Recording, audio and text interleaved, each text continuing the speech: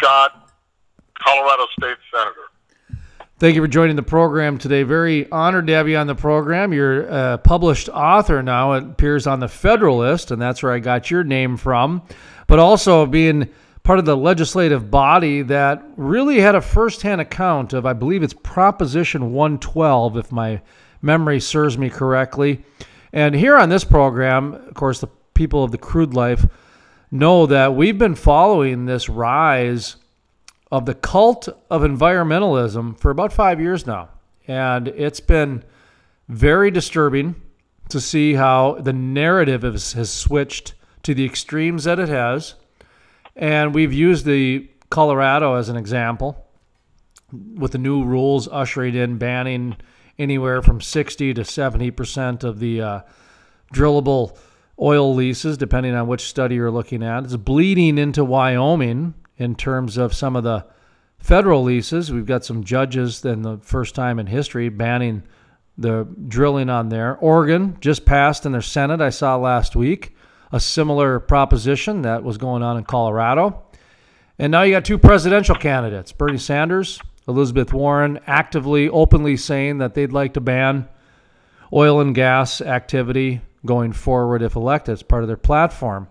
So we appreciate you coming on the program, Mr. Ray Scott, because we're a non-political program, actually. We don't get into politics. We try to just stick with the nuts and bolts of the oil and gas industry. We joke that, boy, ESPN has even gotten into politics now. I can't even go to a sporting event without having to feel a certain way about the national anthem. So this we look at as what I just explained to you is no longer politics. This is the way of life. When you got states banning it and you got presidential candidates talking about banning it, I don't think they understand how much of an impact this is going to have on the change of life as we know it. So that's kind of, I just wanted to preface a little bit to the listeners out there what we're going to be talking about. And your article from thefederalist.com is titled, Colorado's Governor Unmasks Himself as an Anti-Energy Extremist. And that just caught my attention because the first thing that popped in my head was Trojan horse. So talk to me a little bit about your perception, your involvement, how this proposition came to be from your perspective, because you're out there in Grand Junction. Is that correct? Yes, I am, Jason. And thanks for having me, by the way. I appreciate it. Yeah, you mentioned the proposition or ballot initiative 112 that was out in Colorado. That was actually last year. And what that proposition was to basically ban drilling because they wanted a 2,500-foot setback from a litany of different locations. And what it did was, if you think about 2,500 feet, it actually turns into a mile because you have to do a circumference around a location, right? So it turned into a 1 mile setback, which effectively just put people out of business. So then what happened is we had Senate Bill 181 that the governor put forth this last legislative session, which of course passed because Colorado has flipped again in one of our cycles where we have Democratic control throughout the entire state house. So that bill passed. It's the reincarnation of 112, basically, is what it is. Just under a different title, many different stipulations. But I think what was really interesting about this particular situation was this governor, Jared Polis, who was a congressman prior to that, was the father of the anti-fracking movement in Colorado back in, I believe it was 2014. Of course, when he ran for governor, then he had to come out and be more moderate, and he couldn't say those types of things, or he would have had a difficult time getting elected. So he was embracing and saying that, he would work with the energy companies and do all the, he said all the right things. Well, 181 came along, and what we learned really, really quickly here in Colorado was he did not intend to govern like a normal governor. What he intended to do was what he learned in Washington, D.C. from President Obama was let your regulatory agencies be your heavy hand, and that's what he did. So the 181 structure is such that they wanted to call it local control to satisfy some of the front range folks, like the Boulder crowd, we call it. So that they would have control over regulations, setbacks, the things that are negotiated usually with the state agency, only on a local level to make it sound like the locals now have control. But what they failed to tell people was that the state will still set the regulations, but a city or a county cannot do anything less than what the state law says. So just for a silly example, if the state regulators say that we have to have a 2,500-foot setback from a pine tree, for example, the county in that case cannot come back and say, well, 500 feet's okay with us. So, by saying local control, it was a massed effort on his part to try to make it sound like he was being an all-inclusive governor and that we would have this local control piece to our oil and gas industry. And it's a crushing blow. So that's kind of where that whole piece came from, was in discussions. Because he didn't only do it with just oil and gas, but he did it with some other agencies also, and he's still continuing that trend today. In your piece on in your piece on the Federalist, you talk about how Governor Jared Polis, is it pronounced? Correct. Okay. He was the founding father of the anti-fracking movement in Colorado? Yes, he was. Yes, so he was. That's pretty incredible, actually, to be the founding father. You know what I mean? That you didn't join the group, you created the group. Well, he's a very wealthy individual. Okay. He had reportedly several $100 million of his own personal wealth. And he started that whole process back when we started fighting that 5, 6 years ago. And you would have, there's a fascinating book out there that you could read if you ever had the time. It's called the Colorado Blueprint. And what it was is that the book talks about how the opposition party, in my case, which would be the Democrats, wrote a blueprint back in 2004 on how to take over Colorado. And I would suggest to your listeners, I don't care where they're at, that they should read that book. You can get it on Amazon or someplace. It's a quick read. But it talks about how they built an organization, more like a corporation, to go out and take Senate districts and representative districts from Republicans, because we kind of believe in the rules.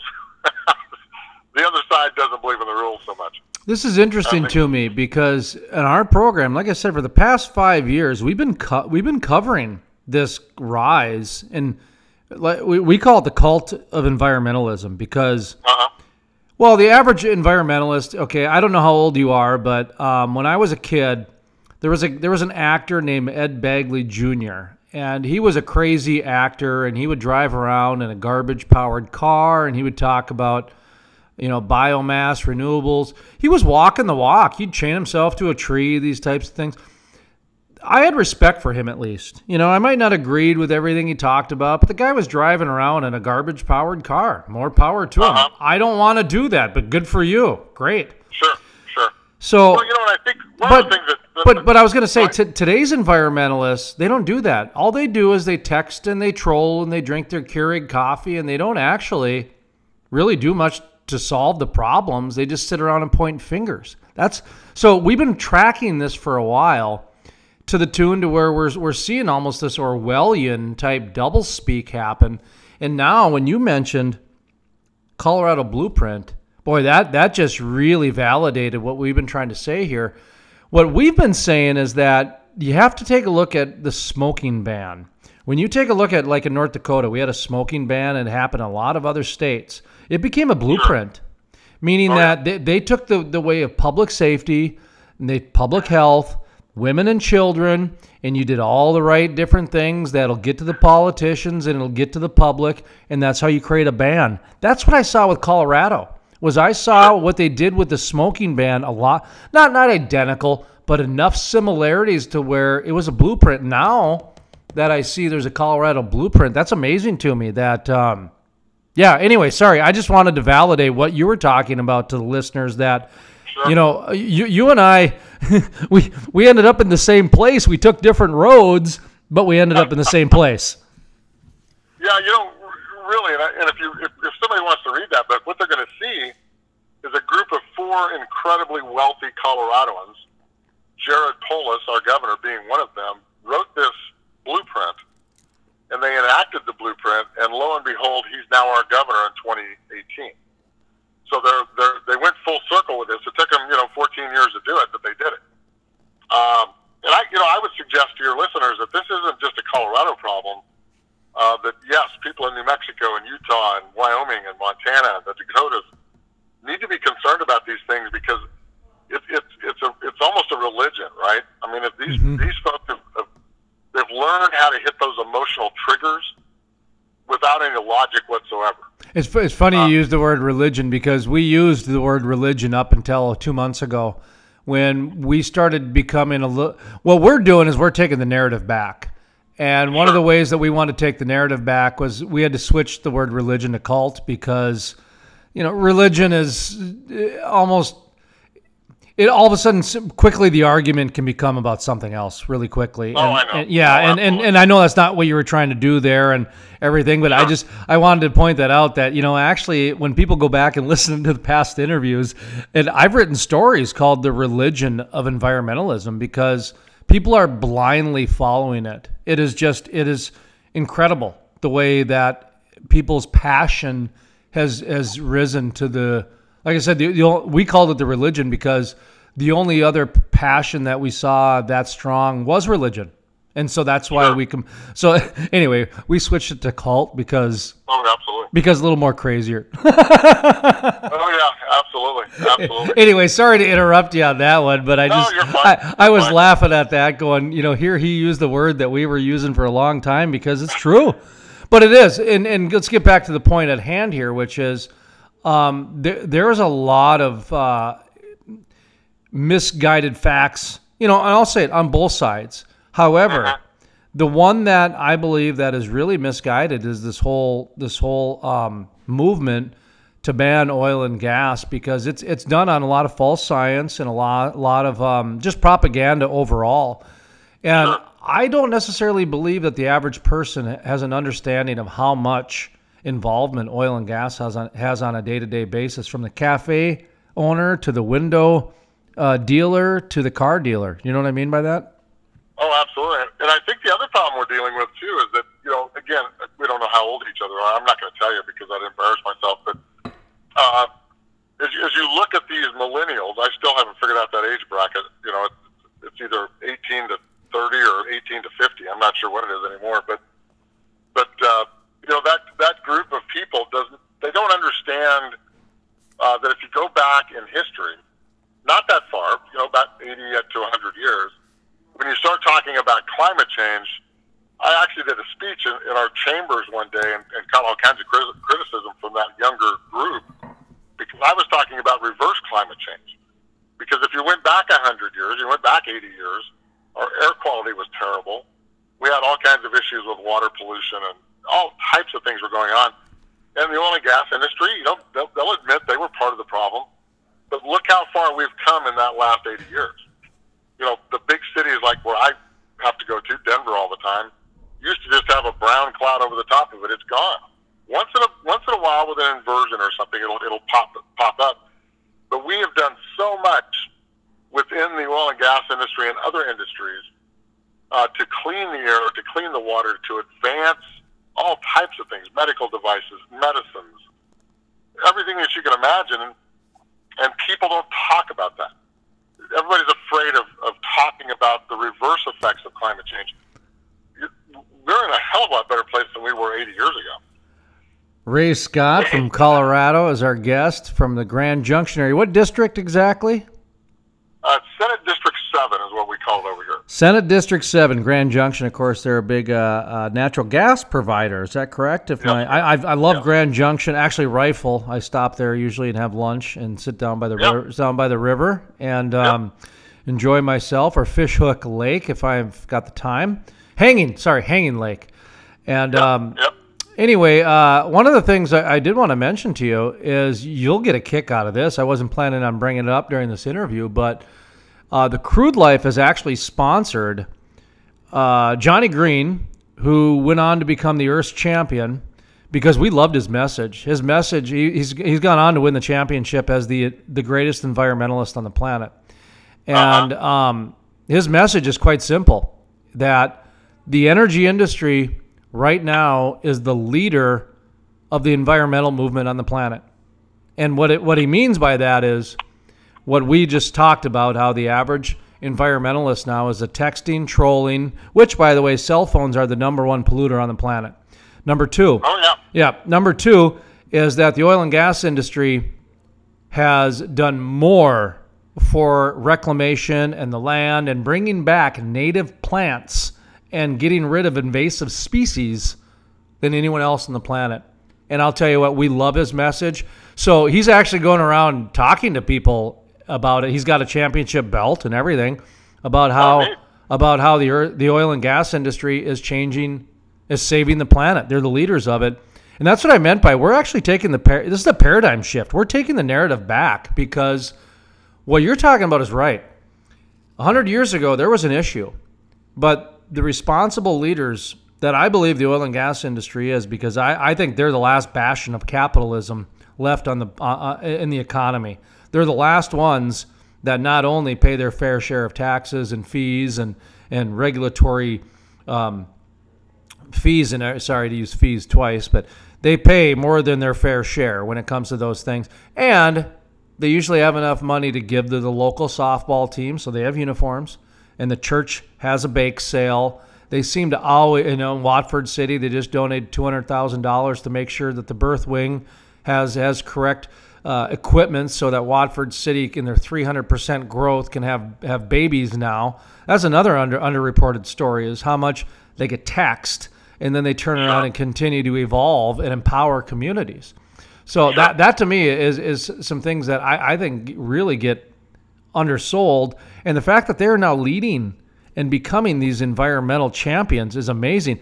I wanted to talk about the Millennials for a second too, because, boy, you hit a lot of hot buttons for this program, because that's another story that we've been talking about, which is 70% of the oil and gas industry will be retired by 2023. Okay, that means a whole new sea change of people are going to come in, and there's a concern that mostly with the Millennials, not so much Gen X, but the Millennials. There has been a century of respect that has been built between the landowners, the government, and the oil and gas industry, and it would be a shame to have that wiped out in 5 years. It would be a shame. And what's happened in Colorado, Wyoming, and Oregon is a sign that the vetting process is happening, meaning that they're getting more serious now about vetting to make sure, because there might be some more Trojan horses out there. All right, go ahead. Your comment on this. You got my political ire up today. I don't know, man. What's going on? Sorry. That's the world I have to live in right now. But there's so many different spin-offs when we talk about these things that. Your point right now, just about the fact we're going to lose a lot of institutional knowledge, if you will, as these folks start to retire. I find it fascinating too, because I have been around some of the operators where they are bringing in some of the whichever generation they are, millennials, and they've actually told me that once they are working for them, they start to get an understanding of what is really going on from the ground to production of whatever that might be, a tire, a tennis shoe, an automobile. And they see some changes in their attitude. Of course, they think about those things differently. But I think as time goes on, there's no magic transformation from fossil fuels to something else, wind and solar, for an example. You can't magically just transcend yourself from one power source, if you will, to another without some kind of ramification.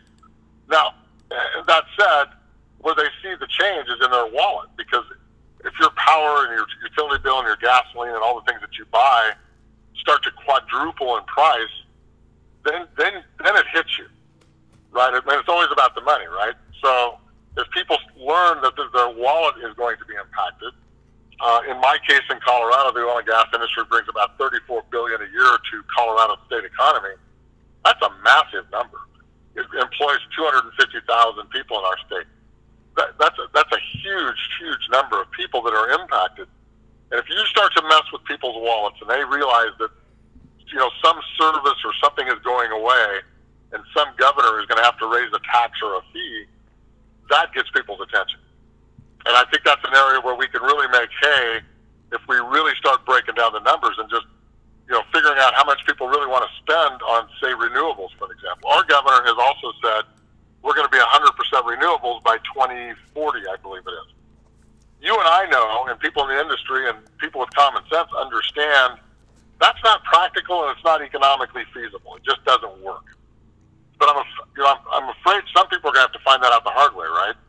Well, they're going to have to learn, and it's going to be a very painful experience. It's going to be extremely painful, and I think you don't have to look very far to see what's going to happen, especially like Germany. I mean, that's what they're trying to do is very similar to what Germany and Europe's trying to do.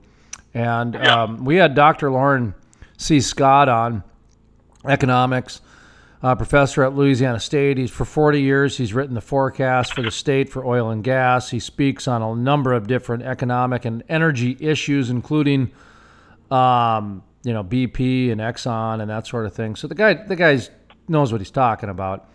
And he's a little bit afraid right now about the natural gas thing because it's like $17 over in Germany right now. And they actually had to fire the coal plants back up this year because they couldn't make it on renewables.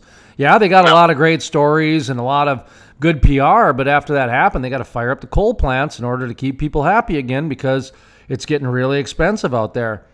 No question. I'm looking at, the renewables. Let's take the last 20 years, okay? We put a lot of subsidy money into wind. We put a lot of subsidy money into solar. Byron Dorgan, a former Democrat from North Dakota, he used to call North Dakota the Saudi Arabia of wind. And boy, I tell you what, we pumped a lot of money into wind energy. And I'm not a big fan of wind energy. In fact, I've been on record many times saying that, and I believe this is not political, this is a fact, that the farmers from 100 years ago were more efficient with wind energy than we were. They went and used the windmills to get water out of the ground. Good for them. We have not advanced beyond that, in my opinion. Solar, yeah, we do a pretty good job of charging some cell phones and some minor things, but beyond that, no, we haven't gotten to the terawatt of storage. Basically, all of the promises that that wind and solar gave us 20 years ago and 10 years ago have not come to fruition. They have failed in terms of if we were doing any sort of academic grading, they would have failed. It's just not even arguable. They would have failed. So when I think of that, and now all of a sudden now we got to have a new push, so we got to spend more money at a problem that we don't have any solution to. It bothers me because when I see what's going on with flaring, okay, flaring is a problem. And there is a lot of people that are living on well sites with these science projects. And these oil companies have paid so many taxes and so many church bake sales and so many softball uniforms and regulatory fees. They just don't have an extra couple million lying around for the science project of the week. So you're a Republican. I get that you're not a subsidy guy. I've talked to a couple other people that are not a subsidy people either. But the renewables are already getting the subsidies. My question is this. Is it time that we have the conversation to shift those subsidy dollars from wind and solar to natural gas? Because I believe it's a solvable problem in less than 5 years. What do you think? Yeah, I totally agree with what you're saying. I mean, it's fascinating to me to think of. It wasn't that long ago that there was a huge push when gasoline prices got incredibly high. That there was a huge push to put vehicles on natural gas and propane. Now, in farm country up there's a lot of propane, so people understood that, and it's still a derivative of natural gas, so it didn't really make one difference one way or the other. And those were subsidized for a while by state governments and federal governments. And what it did is, in my opinion, it was because the emission levels on natural gas are so much less than gasoline that it was surprising to see the net effect of what took place there. But those subsidies all disappeared because political pressure and all those things, and it shifted to wind and solar. And now here we are with wind and solar. I think there was an article today in Forbes magazine that talked about pure economics of wind and solar, and that's all starting to be exposed. And I think as time goes on, we're going to see more exposing of those issues where it just doesn't really change. Here's big rub for me in Colorado. Our big public utility is called XL Energy. They testified in front of us this last year that, with wind and solar, we've now lowered our cost of a kilowatt from 9 cents to almost down to 2 cents. And my immediate question to them is, why didn't you pass that on to the consumer? And of course, you're going to hear a pin drop in the room, because that's not the plan, right? They're going to take the subsidies, they're going to take the extra profits, and and here's what it seems like is happening. And maybe we're getting close to that threshold. I don't have a crystal ball, but I'm starting to think we are. A lot of this solar stuff has been out for almost 15, 18, almost 20 years. Wind power, same type of differential. All of these big utilities were able to get subsidies to put that stuff in the first place. What happens when it wears out? Because it's going to wear out. That natural gas pipeline doesn't wear out. It just flows gas for 50, 60, 70, 100 years.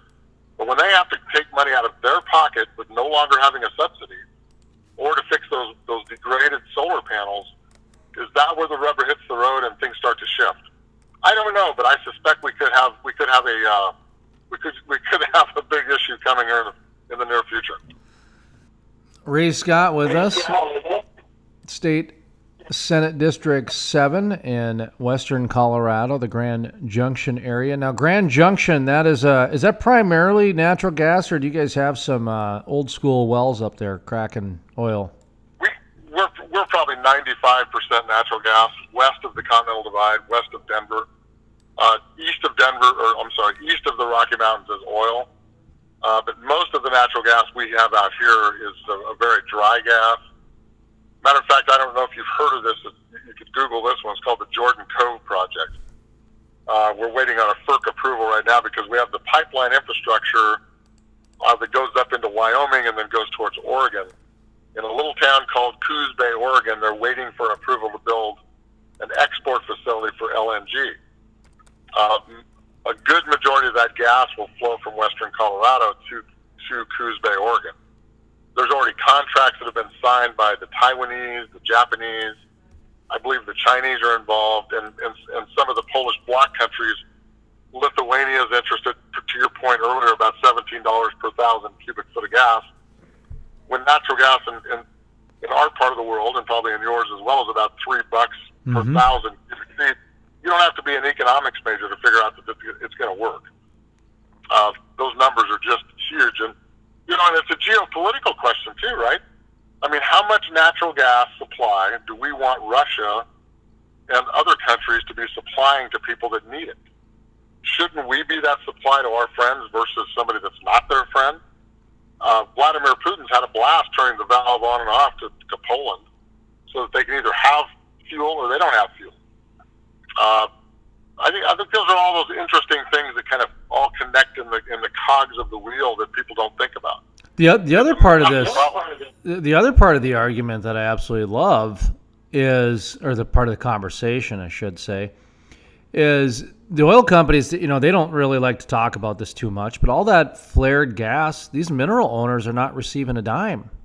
Nope, so imagine now if the oil companies could capitalize, turn it into a profit, and that way some small business owner that, 80% of the business that we know is small business, these big corporations, they can't move and be nimble and quick. They got shareholders and attorneys and stock meetings. That's why they need small business to be these little science projects. So now imagine if these guys had subsidy money to pay the science projects and do the R&D, and then that way the mineral owners would get paid too. So not the local people would get paid, the oil companies would get paid, and then the innovators would get paid too, instead of just the same people getting the same money to produce the same ridiculous results that aren't doing anything. That's, and again, we're not a political program, but we're starting to see where there's some conversations that need to be had, and there's some things that need to be pointed out. And when the oil and gas industry is realistically, arguably, the number one environmentalist on the planet, I mean, we're loving this because we could actually go toe-to-toe with anybody on this. I mean, just when you actually explain the way a rig mat works to somebody, they have no idea. I mean, to know that you can actually bring back the native fauna roots and plants it's like the Boy Scouts. You actually leave the land better than when you got there. And that doesn't no happen question. too often. So I wanted to ask you a little bit more about Colorado now. Sure. Everything I've been reading, by the way, we have Ray Scott with us with the Senate in Colorado, District 7, talking about some of the changes and pontificating on some of the natural gas issues that are out there, solutions. But you guys, your Proposition 112, and I think you said, was it 181 was the other one, Senate bill? What's going on there? I kind of got the feeling the can was kicked down. You know, you guys kicked the can a little bit till next year or till the next session as far as putting some new rules and regulations in or something like that. Give us an update where, if you're an energy company, what is it, that's going on?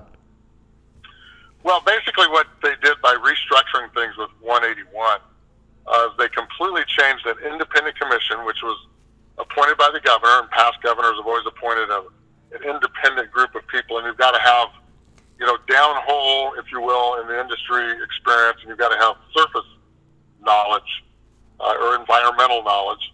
And our Oil and Gas Commission always used to be made up mostly of downhole because that's where most of the issues come from. What's happened is this governor has taken and appointed a whole group of people from his community in Boulder that are strictly environmentalists on this Oil and Gas Commission. So what's going to happen now is they're going to rewrite all of the regulations as it relates to oil and gas, and that's going to take them much longer than I think they believe it will. And then, of course, those are certainly going to slant more to the environmental side, which makes it, again, much, much tougher for operators to work here. And that's why we've had such a fight down here, is the fact that you've got to have independence within an oil and gas commission or a PUC or whatever agency you're talking about, so that you have some kind of reasonability and get things right instead of leaning towards an environmental perspective or, quite frankly, leaning towards a downhole agency. So we've lost all balance in Colorado. We've lost both chambers of the Senate or the legislature. We lost the governor's office. Now we're losing all the regulating agencies, and I think that's what Polis is going to do. Is he's going to govern through those agencies. He'll put his hand-picked people in there, and then they will enforce regulations on whichever industry they're in charge of. And hence, the environmentalists are then in charge of our regulatory agencies, which is incredibly dangerous, irresponsible on his part, to say the least, and very dangerous for the economy here in Colorado.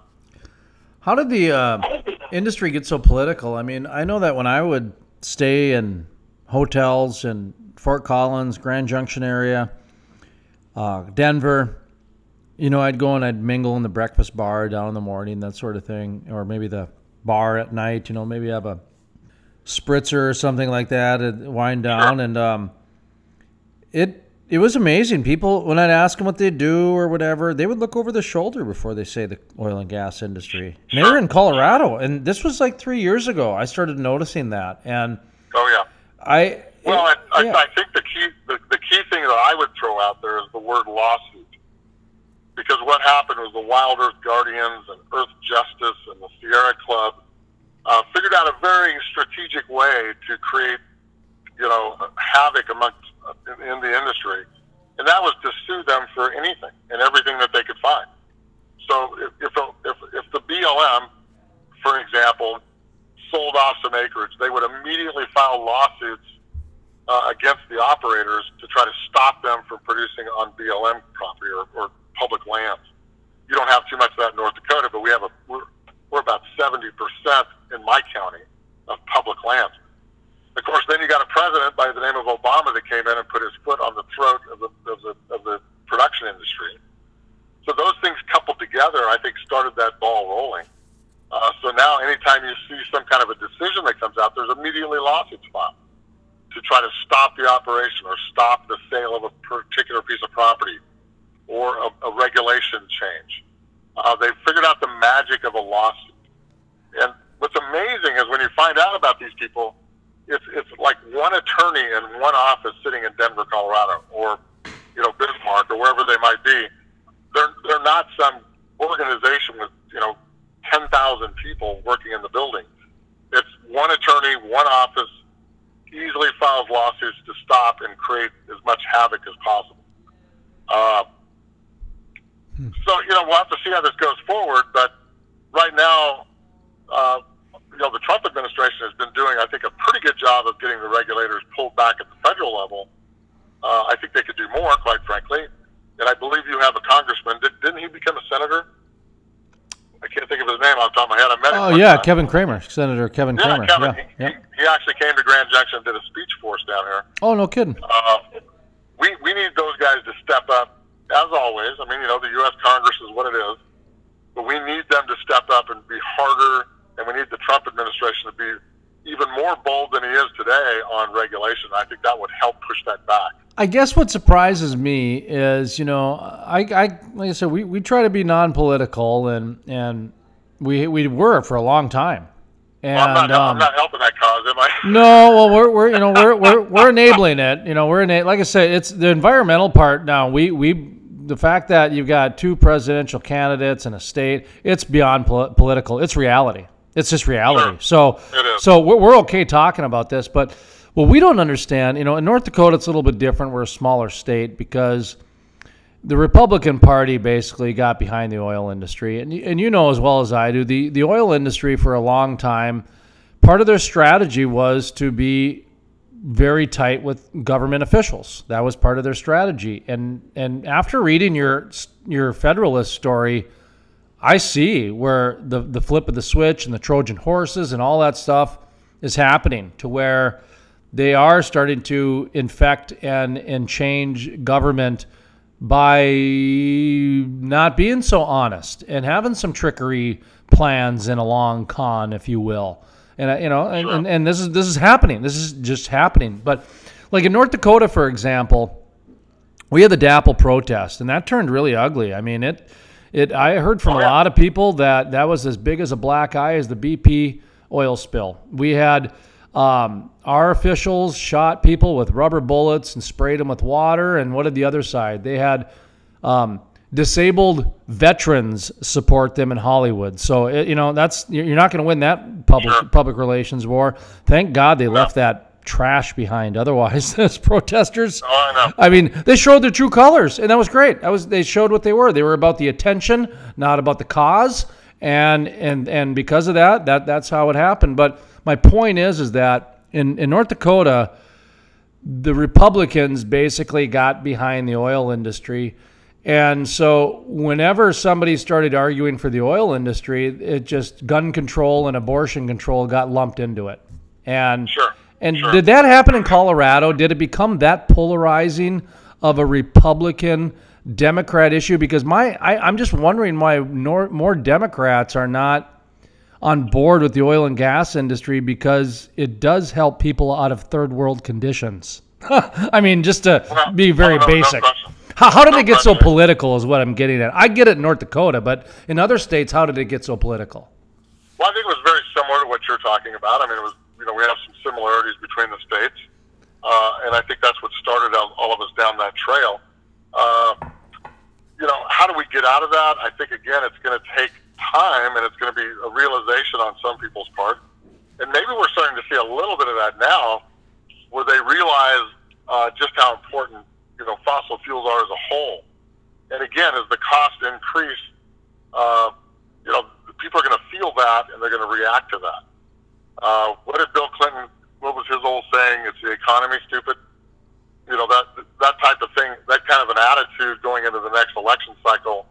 I don't know exactly how Trump's going to spin that, but that's pretty much where we're at again.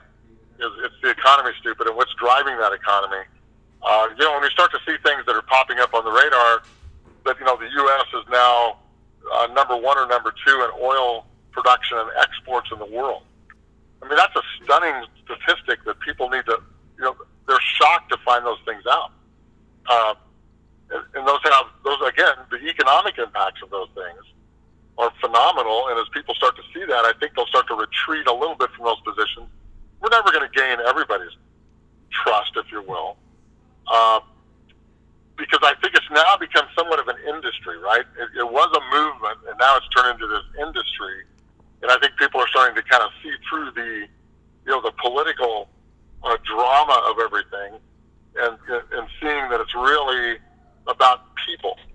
And the more we can talk about what things we are doing for people, it's not about business, that's going to make a tremendous difference in the message. Well, the one thing, like in North Dakota, for example, you know, the East-West, it's sod busters and, you know, donkeys, whatever you want to call them, fracking and that sort of thing. So there's a ag and oil perception difference, and it's very similar to Colorado as well. When you look at the way that the energy industry supports those communities, it's in a level of capitalism like I've never seen, to where they donate back. You know, they don't rely on the state and the local governments.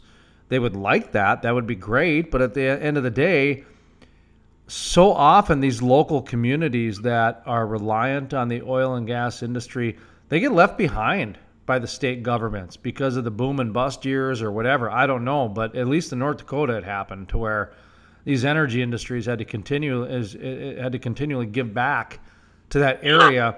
And right now, by the way, the state of North Dakota, 50% of its state's budget is reliant on the oil and gas revenue. That's incredible. I'm sure. 50, and by the way, that doesn't include the license fees and all that others. That's just the general budget. Okay, wow, that was an eye opener to me, because they didn't care two things about the oil industry 10 years ago. I mean, now everybody wants a piece of that pie. How is that in Colorado, out in Grand Junction? I would imagine it'd be very similar. That it is is the industry taking care of the local communities? Because I can't see that the state would probably think of Western Colorado as a high priority. Maybe I'm wrong, but no, they don't. And that's, you know, that all of the things that have happened in Colorado are pretty much focused just north of Denver towards Boulder. That's where all the impacts have been. But to answer your question, the industry here in Colorado has always been incredibly generous. They do things without asking, right? I mean, they're just there when people need them. They've done so many good things with whether it's universities, high schools, elementary schools. They're just always there. They haven't changed that. That's never really changed with them. Even though they're being vilified, and even though there's, you know, laws being passed to change how they do business, they never step back, and that's something that's so impressive about the energy sector. Is they're just amazing people and very generous to any local community that they're near. Ray Scott on the line with us, just kind of wrapping up here. We're talking about an article he had published in the Federalist.com talking about Colorado's governor masks himself as an anti-energy extremist, talking about the following of that story for the past 7 years on this program, and how this is just another one of the stories that's talking about the new rise of the modern day environmentalists, the cult of environmentalism, and how the energy industry has really become one of the leaders in reclamation and saving the earth and really bringing it back to the way it was before. Kind of in closing here a little bit, what do you want people to really take away from this? I mean, you know, you were passionate enough to where you wrote a story, got picked up, willing to come on the program to talk a little bit about this. We kind of agree that it seems to be a template that's going on.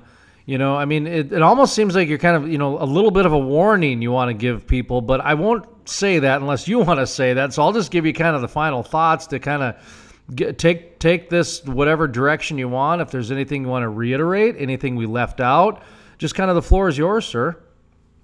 Well, thank you, number one, for having me on. I appreciate your time and your listeners' time as we go forward. I think the biggest thing I would like to tell people out there is they got to pay attention. I realize that everybody is so busy with their normal life, but that's what politicians bet on, is that you're so busy with your normal life that you're not paying attention to what's going on in your local politics. State politics, in my opinion, is much more impactful than federal politics. And the reason I say that is you can hear about something going on in the U.S. Congress, and it takes them 10 years to get it out there. If you're worrying about a state government or a county government, what they do goes into effect as soon as the governor signs it within, you know, weeks of the legislative session. So, you know, they don't have to bury themselves in politics, but they need to stay on top of publications, and just look at the headlines. And if something grabs your attention, read it. But stay informed. Stay informed. You know, get involved as much as you can with your Republican local party. You don't have to, you know, you don't have to be there at every meeting, but you know, make some attempt to get involved. That's the way our government was set up originally, and I think people have lost that. I mean, I think they got so busy with their regular lives that they just kind of lost track of what's going on. And it doesn't take much time, but you've got to keep paying attention. And for God's sake, you've got to vote. That is just so critical. When you see the numbers around the country where people are not voting like they should, it's just paramount that people really pay attention and vote. It's not that hard, obviously, but stay involved and make sure that you understand what's happening.